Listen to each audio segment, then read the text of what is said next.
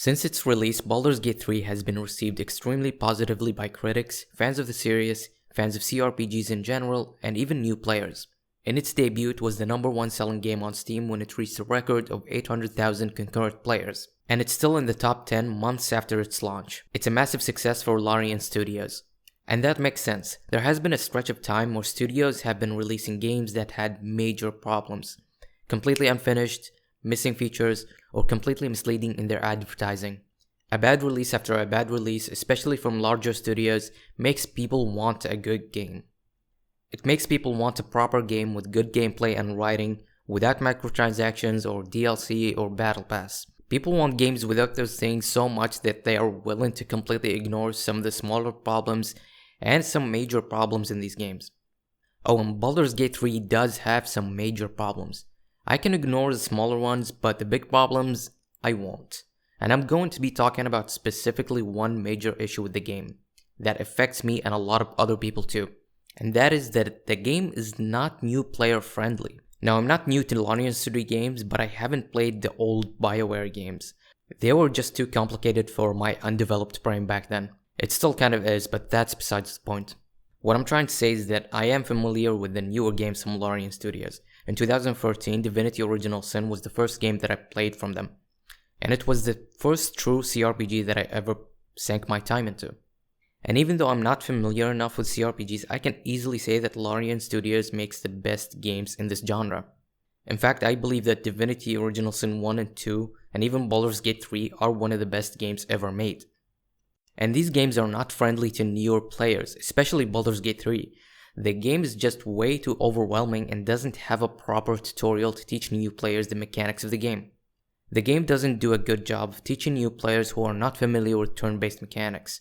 The game is just extremely complex.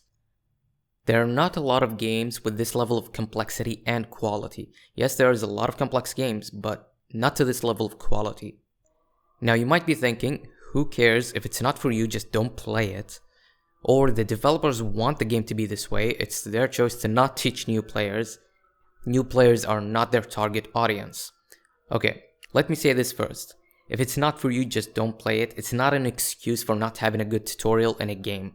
There is a reason this game and a lot of other games have a difficulty option and accessibility options. They want people to play the game, and people want to play them. If the lack of proper tutorial causes people not to play the game, that is not a good thing. If you are a developer, you want people to keep buying your games. If you don't teach players how to play the current game, how do you expect them to buy the next game? You just can't rely on people who played CRPGs and D&D in the 90s to just buy your game. You have to teach new players. The second point is, the developers want the game to be this way. It's their vision and you can't ask them to change it. Okay, first, I am a consumer and I can voice my opinion on a product that I bought. If you believe you can't ask developers what you want from their games, then you are the reason why we have so many bad games. People are just too accepting of bad games and problems in games. Now you might say it's their vision, it's what they wanted to make and don't want to compromise it. Okay, that is actually fine. If someone wants to make a game specifically the way they wanted without compromising it, that is fine. You cannot force someone to make whatever you want, but you can ask them. Politely, of course. You can always ask what you want, and if they don't want to make it, then that's also fine. The problem here is that Larian Studios does care about new players. They give you so many settings and accessibility options, one might think they ruin the true experience of the game. But they have these options in their games, and them being so modding friendly shows that they really don't care about the integrity of the game or their vision as long as players are happy. I mean, they literally have an option in Divinity 2 that allows you to walk faster out of combat because people complained about the walking speed. They are not like other developers, like FromSoft for example. When people ask for difficulty options in Souls games, they just refuse to do that. Likely because they are afraid it will remove what they thought made the games popular in the first place, which is the difficulty. But a lot of people wanted to experience the world and exploration in the game, but FromSoft refuses to do that. In fact, they don't even show any interest of adding accessibility options, which is completely unacceptable from a major developer, in my opinion. Some people might have disabilities, they need the options. There are a lot of major developers like this. For an indie studio, it is understandable why they don't have a lot of options and features the player's request. It costs money to develop a game. It is completely understandable. But for big developers, it is inexcusable to not have at least some accessibility options. Like I said, if developers wanted to make a game a certain way, that is fine, but it's also okay for people to voice what they want from developers. With the exception of major developers not having accessibility options, there is no excuse for that in my opinion. But here's the thing, Larian in their previous game, Divinity Original Sin 1, had an incredible tutorial. It taught you the main mechanics of the game and how it works, how the elemental system works, and how to do basic things.